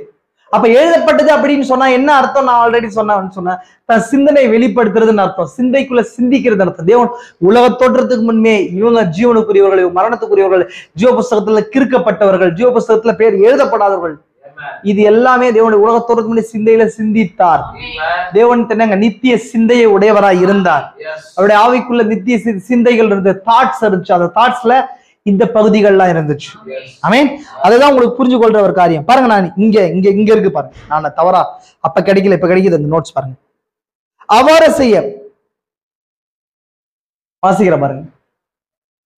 இன்னும் சிறிது நேரத்தில் காண்பிப்போம். அதுவுமின்றி நித்திய ஜீவனை பெறுவதற்கென்று அளிக்கப்பட்ட தருணத்தை ஆதாயப்படுத்திக் கொண்டவர்களின் பெயர்கள் மாத்திரம் ஜீவ புஸ்தகத்தில் இடம் பெறவில்லை என்று நீங்கள் தவறாக எண்ண வேண்டாம். அங்க பாருங்க, அதுவும் நித்திய ஜீவனை பெறுவதற்கென்று அளிக்கப்பட்ட தருணத்தை ஆதாயப்படுத்தி கொண்டவர்களின் பெயர்கள் மாத்திரம் ஜீவ புஸ்தகத்தில் எழுதப்பட்டிருக்கின்றன. நித்திய ஜீவனுக்கு என்று ஒரு சான்ஸ் உங்களுக்கு கொடுக்குறோம், அதை யூட்டிலைஸ் பண்ணிருக்கீங்க. அப்ப உங்க பேர் ஜீவ புஸ்தகத்துல எழுதப்பட்டிருக்குது, உங்க பேர் மட்டும் தான் ஜீவ புஸ்தகத்துல எழுதப்பட்டிருக்குதுன்னு சொல்லி என்ன பண்ணாதீங்க, நினைக்காதீங்க அப்படின்னு தீர்க்கதரிசி சொல்றாரு. அது கீழே தான் நான் ஆல்ரெடி உங்களுக்கு சொன்ன பாருங்க, அது அந்த பாயிண்ட் வருது. என்ன பாயிண்ட்? அவ்வாறு செய்ய மறுத்தவர்களின் பெயர் இப்புஸ்தகத்தில் இடம் பெறவில்லை என்று நீங்க தவறாக என்ன வேண்டாம். மருத்துவ பெயர் இந்த ஜீவ புஸ்தகத்துல இல்ல அப்படின்னு நினைச்சுக்காதீங்க. ஒரு சான்ஸ் வருது, இல்ல மறுத்தவர்கள் மிஸ் பண்ணவங்க, அவங்க பேர் எழுதப்படலன்னு சொல்லி என்ன பண்ணாதீங்க, நீங்க நினைக்காதீங்க. அது கீழே சொல்றாரு பாருங்க.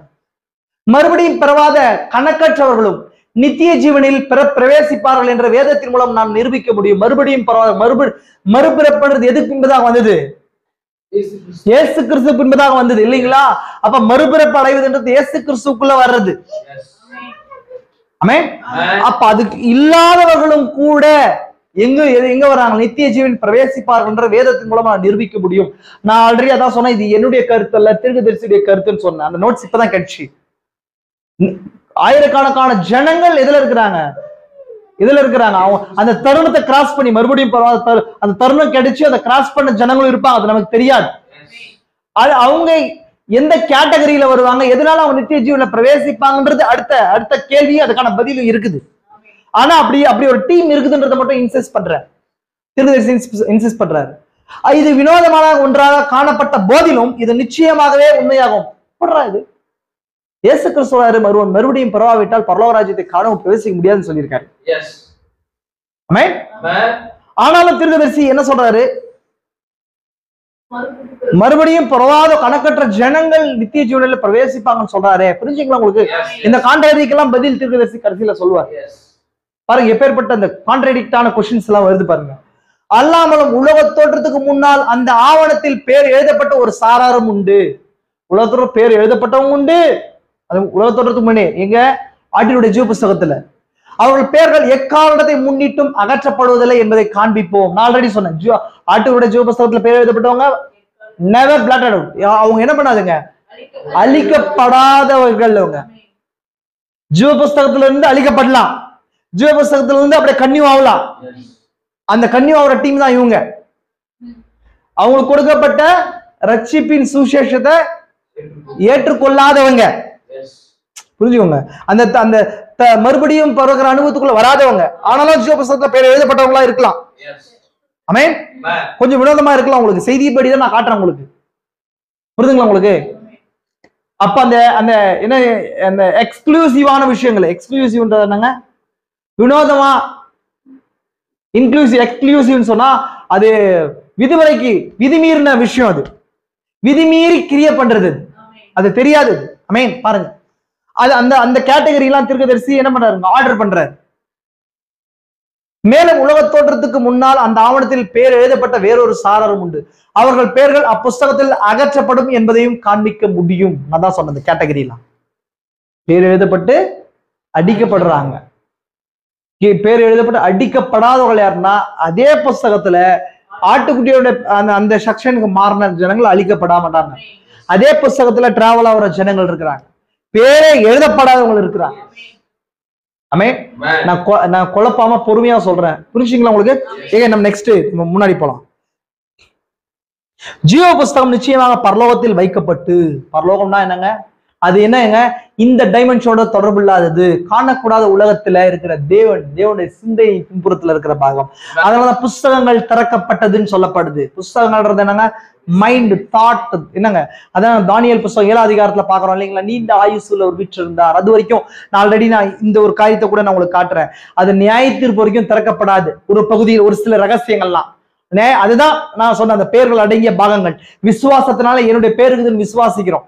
அநேக நபர்கள் என்ன பண்றாங்க, இதை தவறா புரிந்து கொண்டு, பிரதர் நாங்கெல்லாம் ஜீவ புஸ்தகத்துல பேர், நாங்கெல்லாம் மனாட்டி பிரதர், ஜீவ புஸ்தகத்துல ஆட்டுடைய ஜீவ புஸ்தகத்துல பேர் இருக்குது பிரதர். அப்படி இல்லை. அந்த ரகசியம் நியாய தீர்ப்புல வெளிப்படும். அந்த ரகசியம் நியாய தீர்ப்புல தான் வெளிப்படும். அதே வேளையில அதனுடைய ப்ரீ ஏர்னஸ்ட் எதுன்னு சொன்னா, ப்ரீ ஏர்னஸ்ட்னா முன்னாடி பெற போற அந்த கிஃப்ட் எதுன்னு சொன்னா, இந்த மணி நேரத்தின் செய்தியும் அது நமக்குள்ள ஜீவியமாவதும் அது எடுத்துக்கொள்ளப்படுதலும் இதுல தெரியுது. ஓ, இவங்க எல்லாம் ஆட்டுக்குடைய ஜீவ புஸ்தகத்துல வர நபர்கள்னு சொல்லி இந்த காலத்துல. ஆமென். புரிஞ்சுக்கலாம் உங்களுக்கு? அப்ப பரலோகத்துல அப்படின்னு சொன்னா அந்த புஸ்தகங்கள் என்னங்க, நம்ம 17 தானியேல்ல கூட பார்த்தோம். அதை வாசிச்சு காட்டுறேன் பாருங்க.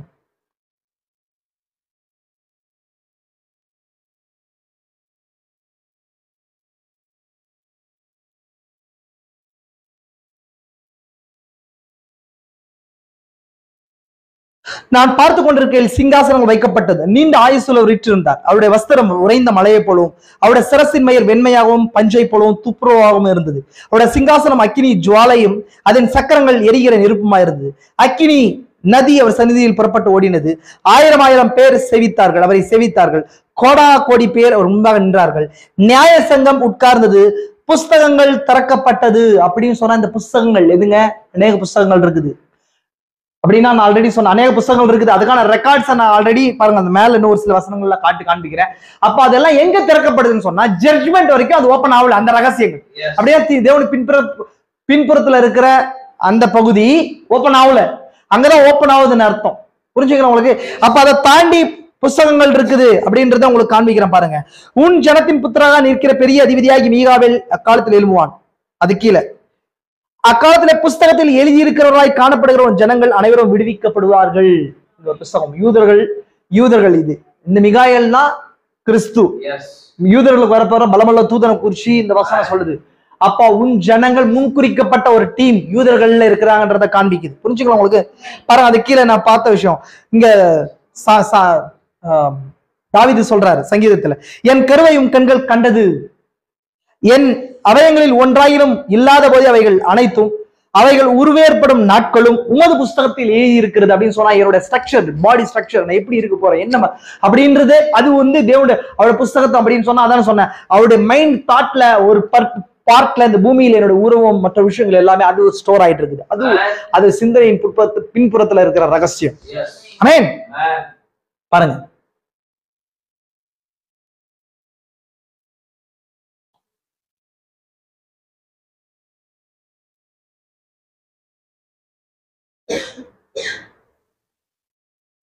அன்றியும் என் உத்தம கூட்டாளியே, அவர்கள் உதவியா இருக்கும்படி உன்னை வேண்டிக் கொள்கிறேன்.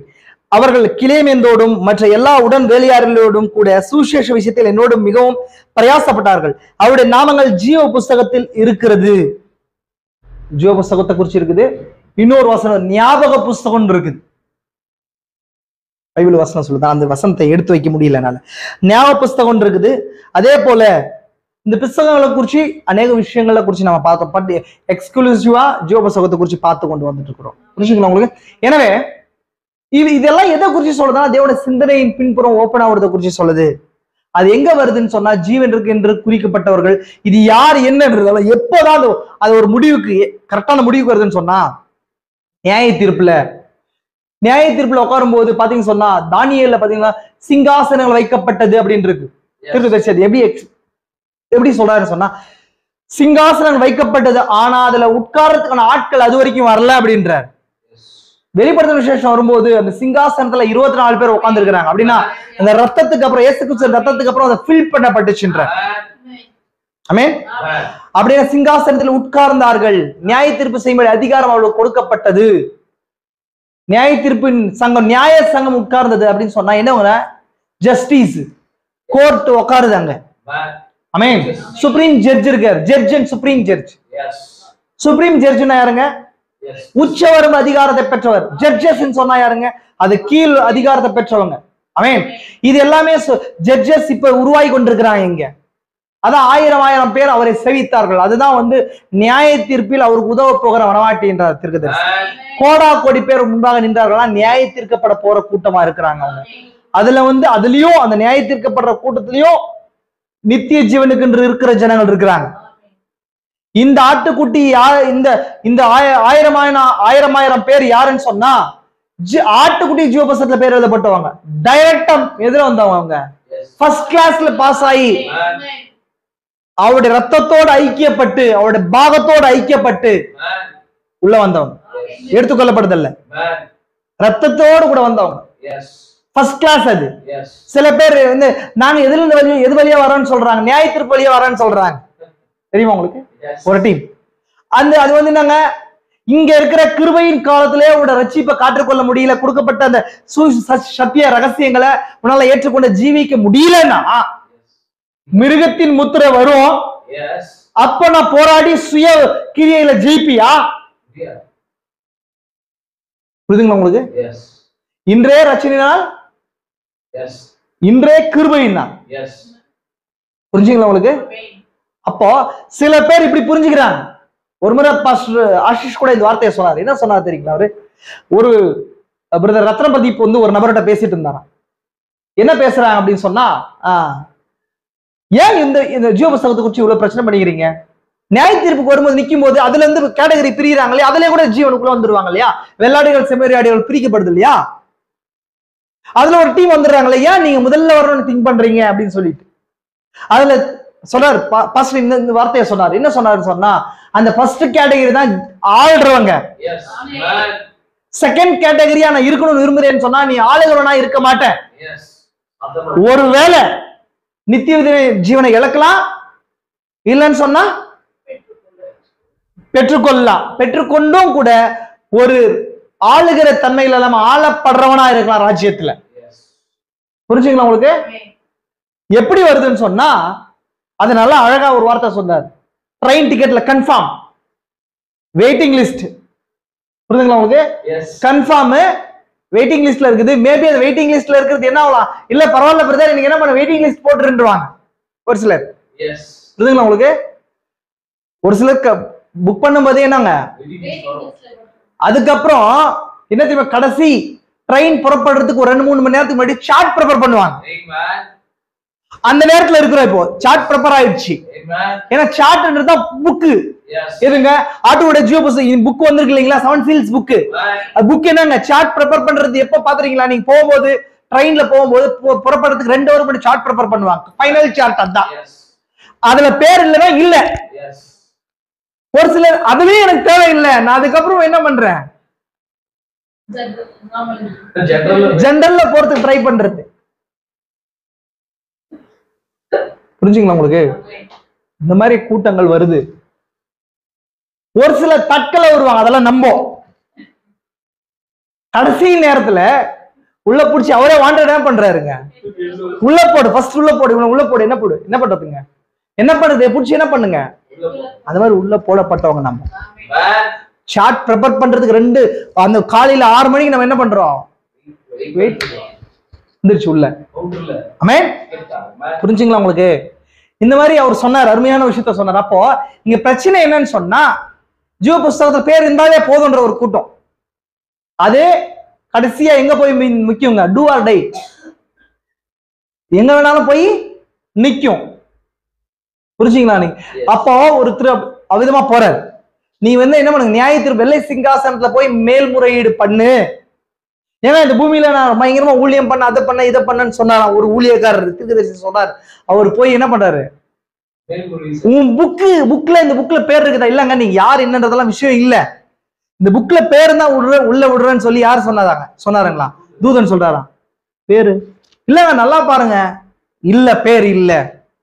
அப்ப என்ன பண்றது, அதை செஞ்ச இதை செஞ்ச, நீ எது வேணா பண்ணீங்க, எனக்கு பேர் இருந்தாதான் நான் என்ன பண்ண முடியும், பேர் இருந்தாதான் உள்ள முடியும். யாராவது பூமியில எப்பேற்பட்ட நபராயிரு, எப்பேற்பட்ட மினிஸ்டர் ஆயிரு, அந்த பேர் உள்ள இருக்கிறதோட கிருபையை சார்ந்தது. ஆமென். இப்போ அவர் மேல்முறையீடு பண்ணணும்னு சொன்னாங்க. நீங்க எங்க போகணும், வெள்ளை சிங்காசன நியாய தீர்ப்பு போகணும், அங்க போங்க. அங்க நீ போய் இங்க பாத்தீங்களா, ஒருவேளை உங்களுக்கு அது சான்ஸ் இருக்கலாம், இல்லாம போலாம். ஆமென். அங்க போய் அவர் ரட்சிப்பை பெற்றுக்கொண்டார். அந்த அந்த அந்த ஸ்டோரியில தீர்க்கதரிசியை தான் சொல்றாரு, அங்க ரத்தம் அவர் பாதுகாத்துச்சு இல்லைங்களா. இல்ல நீ பாவம் செய்தாயா, பாவம் செஞ்ச, நியாயப்பிரமாணத்தின்படி குறையா இருந்தா, ஆமா, எதுலுமே ஒரு என்ன ஆகலைங்க, பர்ஃபெக்ட் இல்ல. ஆனா அந்த இடத்துல எனக்கு வார்த்தை அவருக்காக நின்றுச்சு, பரிந்து பேசுற அவருக்காக நடந்துச்சுன்றாரு. என்ன சொல்றாரு சொல்லலாம். ஆனா இவன் எதுவுமே அந்த சட்டத்தின்படி நீதியின்படி இல்ல, ஆனா பூமியில எனக்காக நின்றான்னு சொல்லிச்சு அவர் சத்தம். ஆமென். புரிஞ்சுங்களா உங்களுக்கு? அப்ப அது வேற கேட்டகரி. பட் உள்ள வரும்போது ப்ரீ மெரிட்ல மெரிட் கூட கிடையாது, ப்ரீ மெரிட். புரியுதா உங்களுக்கு? சலுகையிலே முன் சலுகை வர்றவங்க. ஆமென். சலுகையின் போது எங்க கிரியை சார்ந்ததே இல்ல இல்லையா. சலுகைன்னு வந்தாவே என்ன இல்லைங்க, கிரியையே இல்ல. அது இன்னொன்னு சலுகையே யாருக்குங்க? பலவீனப்பட்டவங்களுக்கும் ஒடுக்கப்பட்டவங்களுக்கும் தாழ்த்தப்பட்டவங்களுக்கு தான். ஆமென். விசுவாசிக்க புரியுதுங்களா நான் சொல்ற விஷயம்? எனவே இந்த மாதிரி நான் வந்து ஆர்டரா எடுத்து போடணும்னு நினைச்சேன். நிறைய விஷயங்கள் இருந்தாலும் இப்படி போயிடுச்சு. தயவு கொண்டு மன்னிங்க கேட்கிற ஜனங்கள். அப்ப அந்த மாதிரியான விஷயங்கள் இங்க இருக்குது. நான் இன்னைக்கு வெறும் அந்த கேட்டகரைஸ் மட்டும் நான் சொல்லியிருக்கிறேன். நெக்ஸ்ட் வீக் ஒரு காரியத்தை உங்களுக்கு நான் எக்ஸ்பிளைன் பண்றேன். ரொம்ப இம்பார்ட்டன்ட். நான் குறைவா எடுத்து போகணும்னு நினைச்சேன். அநேக விஷயங்கள் இருக்கிறதுனால நான் இதோட கூட முடிக்கிறேன். ஆமென். புரிஞ்சுங்களா உங்களுக்கு? புரிஞ்சுதுங்களா உங்களுக்கு? அப்போ எங்க நான் சின்ன ஒரு ரீகால் மட்டும் உங்களுக்கு காட்டுறேன். நான் தவறா நினைச்சுக்காதீங்க. நமக்கு நேரம் அதிகமா இல்லை, அதனால உங்களுக்கு இந்த ரீகால் மட்டும் காட்டுறேன். பேரு ஃபர்ஸ்ட் முன்குறிக்கப்படுதல்ல 2 டீம் இருக்குது. ஒன்னு ஜீவனுக்கு, இன்னொன்று மரணத்துக்கு. அதே போல ஜீவ புஸ்தகத்துல பேர் எழுதப்பட்ட ஒரு லிஸ்ட்ல 4 லிஸ்ட் இருக்கிறாங்க. ஒன்னு ஜீவ புஸ்தகத்துல பேர் எழுதப்பட்டு ஆட்டுக்குடைய செக்ஷன்ல இருக்கிறவங்க. இரண்டாவது ஜீவ புஸ்தகத்துல பேர் எழுதப்பட்டு கிறுக்கி போடப்படுறாங்க. மூன்றாவது ஜீவ புஸ்தகத்துல பேர் கன்னியூ ஆகுறவங்க. நான்காவது ஜீவ புஸ்தகத்துல பேரே இழாதவங்க. ஆமென். இந்த கேட்டகரியில நீங்களும் நானும் எந்த டீம்ல இருக்க நினைச்சுப்பாங்க. ஆட்டுக்குடைய ஜீவ புஸ்தகத்துல இருக்கிறோமா அப்படின்னு? ஆட்டுக்குட்டியான ஒரு ஜீவ புஸ்தகம்னா என்னங்க? அவர் ரத்தத்தினால வாங்கி யோவான் அழுதார் இல்லையா? அது யோவான் தான். அது நம்ப பூமியின் சிருஷ்டிகளா அழிஞ்சிருமே அவர் அழுதார் இல்லையா? அந்த புஸ்தகத்தை வாங்கி யாருக்கு வெளிப்படுத்துறார்? அந்த டீம். 7ஆம் தூதனின் சத்தத்தின் நாட்கள் எக்காலம் மூது தேவ ரகசியம் நிறைவேறும். அதற்கு பின்பதான் அந்த புஸ்தகத்தை வாங்கி புஷி தீர்க்கதரிசனம் உரைக்கிற டீம். அதான் ஆட்டுக்குடைய ஜீவ புஸ்தகத்துல பேர் எழுதப்பட்டவங்க. அப்போ மிருகத்தின் முத்திரையோட தொடர்பு இருக்குது. ஆல்ரெடி நான் உங்களுக்கு சொன்னேன். மிருகத்தின் முத்திரையும் அந்த பாயிண்ட் மட்டும் நான் உங்களுக்கு காட்டுறேன். மிருகத்தின் முத்திரையும் ஆட்டுக்குடைய ஜீவ புஸ்தகமும் வசனதான் சொல்லப்படுது.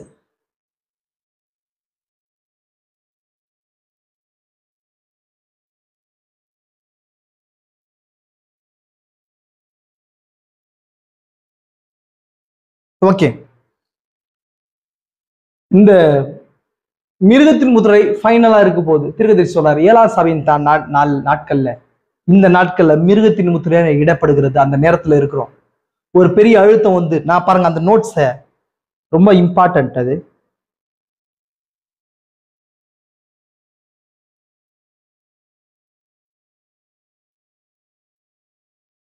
இன்னைக்கு இந்த வசனத்தை நீங்க வாசிக்கும் போது ரொம்ப நான் ஷாக் ஆயிட்டேன். பாருங்க, இந்த காலத்தில் தான் எல்லா சபைகள் எல்லாம் ஒன்று சேர போகின்றன. ஆகவே உலக அரசியலை கட்டுப்படுத்தி கொண்டிருக்கிறது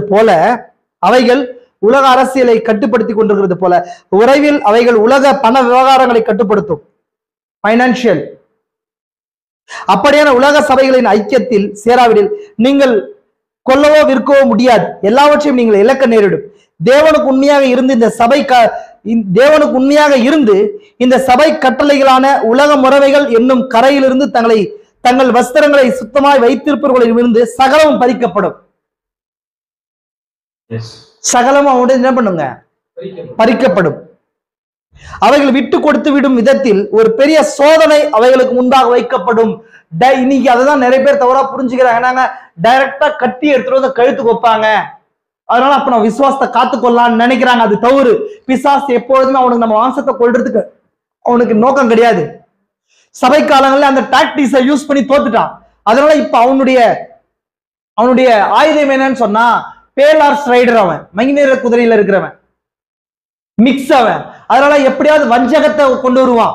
அதனால தீர்க்கதரிசி சொல்றாரு பெரிய சோதனை வைக்கப்படும். அந்த சோதனை எப்படி இருக்குன்னு சொன்னா ஜீவனை விடுறதா இருக்காது, வஞ்சகமா இருக்கும். சின்ன சின்ன காரியங்கள்ல அந்த சோதனை இருக்கும். எப்படிங்க? ஃபேமிலிக்குள்ள இருக்கும். இன்னைக்கு சபை கிடையாது. அந்த சபையுடைய ஆவிதான் எல்லா இடத்துல கிரியை செய்யுது. அதே ஆவிதான் WCC ஆவிதான் ஒரு குடும்பத்துல கிரியை செய்யலாம்.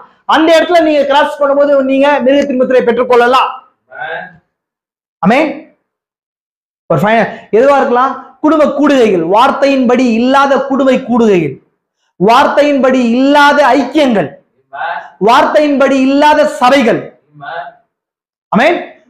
அது சகோதர சிநேகன்ற போர்வைக்குள்ள தங்களை என்ன மறைத்து கொண்டு என்ன பண்ணுங்க பிசாசு ஏமாற்றுறது. ஏன்னு சொன்னா பிள்ளையாமுடைய போதகமே அதான்றார் தீர்க்கதரிசி. பிலேயாமுடைய போதகம் என்ன தெரியுமா உங்களுக்கு? நாம் சகோதரம், நாம் நம்மளாம் ஒண்ணுதான். புரியுதுங்களா? தேவன் எப்பொழுது நம்ம பார்த்தோம் மூணாவது தேவன் பிரிவினை விரும்புகிறார். இங்க அந்த சோதனை வரும். அந்த பாருங்க, அது கீழே பாருங்க. பிரசங்கிகள் அந்தி கிறிஸ்துவின் மிருக முறை சட்டத்திற்குள்ளாய் தங்களை தேவனுக்கு என்று சேவை செய்வோம் என்று சாக்கு போக்கு சொல்லி வீழ்ந்து போவார்கள்.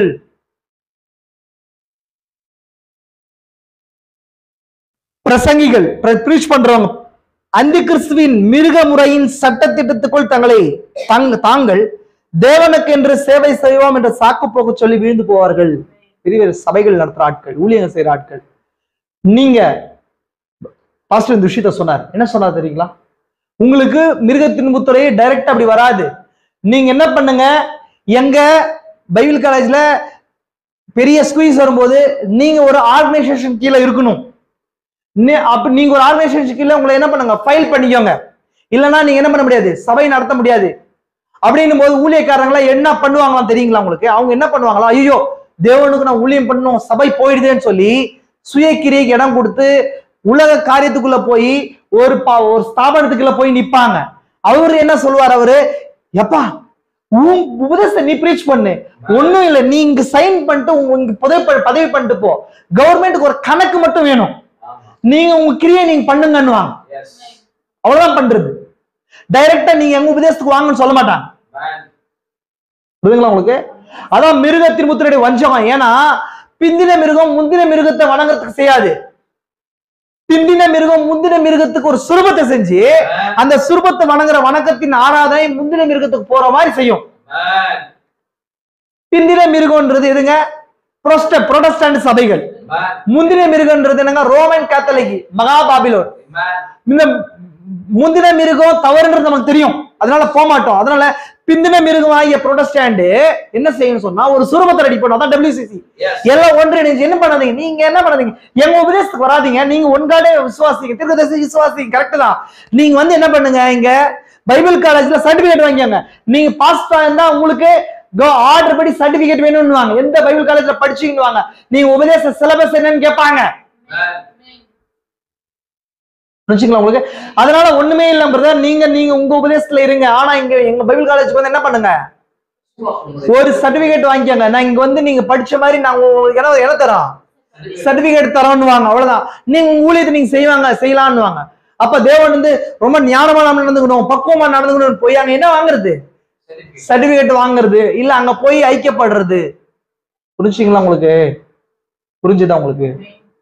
இந்த மாதிரி விஷயங்கள் செய்யும் போது உங்களுக்கே தெரியும். அதுதான் நம்மளுக்கு வைக்கப்பட்ட என்னவா இருக்குது, சோதனையா இருக்குது. ஆனா சோதனை நம்ம ஜனங்கள் எப்படி நினைச்சுக்கிறாங்கன்னா, டைரக்டா பிசாசு உங்களை ஜீவனை போகடிக்கிறதுக்கு ஜெயிலுக்குள்ள போடுவாங்கன்னு நினைக்கிறாங்க. அதெல்லாத்துலயும் ஜெயிச்சிடலாம். புரிதுங்களா உங்களுக்கு? ஆனா இது மாதிரிதான் வஞ்சகம் வரும். ஒண்ணும் இல்லை, இந்த சங்கத்துல நீங்க வாங்க, இங்க இந்த சங்கத்துல இருந்தாதான் என்ன பண்ண முடியும், நீங்க என்ன பண்ண முடியும், நீங்க கவர்மெண்ட்ல நீங்க கணக்கு காட்டணும், உங்க சபையை கணக்கு காட்டணும். உங்க சபை இருக்காது, ஃபைல் பண்ணணும்னா ஒரு டினாமினேஷன் கீழே இருக்கணும். அப்ப மேஜரான டினாமினேஷன் எது, அந்த டினாமினேஷன் கிட்ட போய் சர்டிபிகேட் மட்டும் வாங்குங்க, நீங்க உங்க வேலையை செய்யுங்கன்னு வாங்க. இதெல்லாம் நடக்கும். அதுல என்ட மெசேஜ்ல எத்தனையோ பேர் போறாங்கன்னு தெரியல, அவங்களுக்கு இந்த மிஸ்ட்ரி எல்லாம் தெரியாது. இவங்க எதுக்காக போவாங்கன்னா, இவங்க நல்ல காரியங்களை செஞ்சுதான் போவாங்கன்றார் தீர்க்கதரிசி. அதான் கீழே வாசிச்ச பாருங்க. அந்த கிறிஸ்துவின் மிருக முறை சட்டத்துக்குள் தாங்கள் தேவனுக்கு சேவை செய்வோம் என்னும் சாக்கு போக்கு சொல்லி விழுந்து போவார்களாம். இவங்க சொல்ற சாக்கு போக்கு, சபை போயிடுது, ஐயோ சபை போயிடுது, விசுவாசிங்க போடுவாங்களே, சபை ஆராதனை இல்லையேன்னு சொல்லிட்டு இவங்க ஏதோ அந்த விசுவாசிகள் ஆத்மாக்களை பெற்று எடுத்த மாதிரியும், அந்த சபையை தேவன் நித்திய பாதுகாப்பா சபை கொடுத்திருக்கிறார். அதெல்லாம் கிராஸ் பண்ணி இந்த ஸ்குவீஸ அனுமதிச்ச தேவன் தான். அதெல்லாம் புரிந்து கொள்ளாம இவங்க அந்த சபையை காத்துக்கொள்ற மாதிரி போய் என்ன பண்றது, அங்க போய் சர்டிபிகேட் வாங்கிட்டு வந்து நான் சபையை பார்த்து கொள்றேன், தேவனுக்கு தான் சேவை செய்யறோம் நிப்பாங்க. இப்போ இவங்க மிருகத்தி முத்திரைக்கு இருக்கிறாங்க. இவங்க கண்டிப்பா ஜீவ புஸ்தகத்துல பேர் எழுதப்படாதவங்க, ஆட்டுக்கூட ஜீவ புஸ்தகத்துல பேர் எழுதப்படாதவங்க. நான் நெக்ஸ்ட் வீக் அது எல்லாத்தையும் தோல் உரிச்சு காட்டுறேன் உங்களுக்கு, செய்தியின்படியே தோல் உரிச்சு காட்டுறேன், தெளிவா இருக்குது. ஆமென். அவங்க நல்ல காரியங்கள் அவங்ககிட்ட இருக்குன்றார், கடைசி வரைக்கும் பர்ஃபெக்டான விஷயங்கள் இருக்குன்றார் தீர்க்கதரிசி. தெரியுங்களா உங்களுக்கு? அவங்ககிட்ட நல்ல குணங்கள் இருக்குமா, யூதாசை போல தீர்க்கதரிசி சொல்றார் பாருங்க.